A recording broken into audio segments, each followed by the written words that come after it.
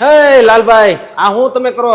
એલા ભાઈ, આ દિવાલ છે. આમ તો દિવાલમાં છે ને, આ કઈ દિવાલ છે ખબર તને? નહીં. Stone BRICS. અને કાંઈ નો થાય.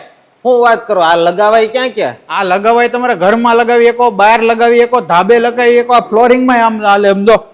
અને પછી આને ધો ને તોય કાંઈ નો થાય. સમજો બાયું ગમે એમ પાણી ઢોળે, છોકરા ગમે એમ લીટા કરે, પણ આ સ્ટોન બ્રિક્સ ને કાંઈ નો થાય મારા વાલા.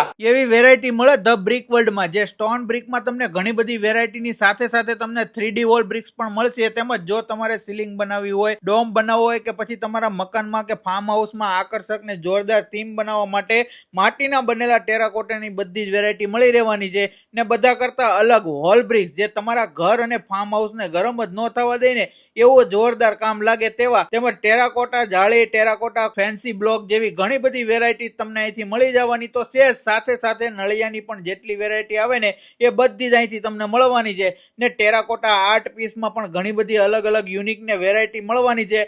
કોન્ક્રીટ બ્રિક્સમાં વન સાઇડ ફિનિશ અને ડબલ સાઇડ ફિનિશના બ્રિક્સ પણ મળવાના છે.